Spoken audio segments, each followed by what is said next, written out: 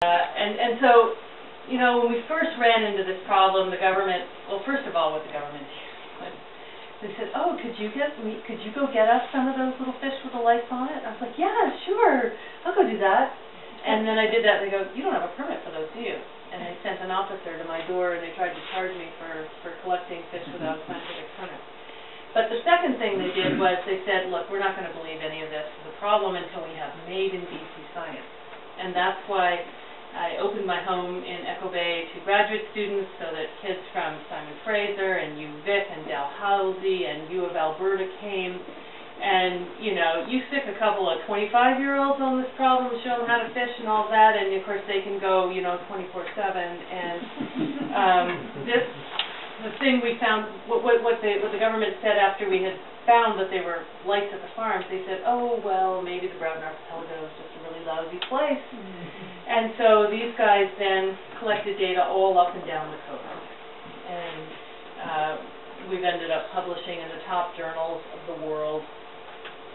Basically what we find is, you know, where there's no fish farms, there's no lights until the adult salmon come in. And that's when the transfer happens. So, like in the Broughton, the pink and the chum come out in March, April. They're little tiny fish and huge black clouds of them, you know, when there's a good run. And then in about the middle of May, boom, out come the coho and the chinook, and they're, of course, fast smolts, and they start traveling under the schools. And then come early July, the adults start coming in, and that's when you start seeing lights. But by then, everybody's a big fish. Those little coho have eaten any of the pinks and chums that are sick or weak or not growing fast enough, and everybody's, you know, big and fat and covered in scales. So yes, sea lice do spread from the wild salmon, from the farms to wild salmon. All of these papers say that, and there's about 10 more now. And then to find out whether they die of them, we built this whole structure. Each of those containers is sitting in the ocean with a little screen so there's water. And they went out and caught fish they looked at the fish, and fish with one lice would go into one bucket, fish with two lice would go into another bucket, and three lice, and then we had controls. And they just did this over and over and over and over again. And what they found is that the fish with lice died. They also found that this was two girls that got a kid's swimming pool, and they set up a camera over it. And you can see these are all pinks, and that's a little louse on the outside of it. If you have a louse, you end up on the outside of the school, or you end up at the back of the school. And so they end up being the slow swimmers.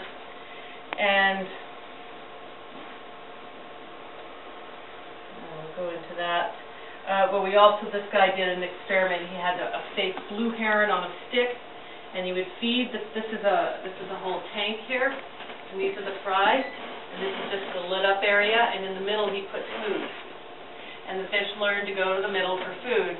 And then he would drop the fake blue heron, and he'd count how long it took for the fish to come back to the food. The ones with lights on them came right back. They were so hungry. And so a fish with lights is going to be on the edge of the school, in the back of the school, which is dangerous. They're also going to go risk their lives more easily for food. And so what these guys found out is that not only do the lights directly kill the fish, but they also make them engage in risky behavior. And then they did an experiment in a huge net pen, half the size of this room, to find out would a little coho or a cutthroat prefer a fish with lice on it or one without lice. And so here's your cutthroat, here's a pink salmon, it's got 3 or 4 lice on it, and this is how they grab them. And then they got to turn it around, and by the time they turned it around, the lice is on its head. And this is what the coho end up looking like in our area. They end up with the super loads of lice. And this paper just got published last week, showing that the coho and chinook and the cutthroat are being heavily affected by the lice as well. This, DFO says they don't see any damage from lice on fish, and I really don't know how they can say that. This is the very first stage of lice. The whole fish is pinching around it. There's the fins are bleeding. They're eating the hole right through it. This is a big rabbit female.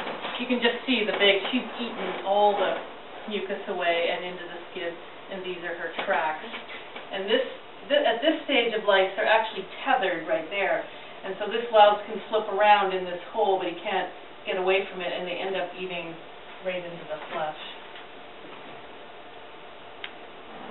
So yes, the wild salmon do die of lice. All those papers showed that.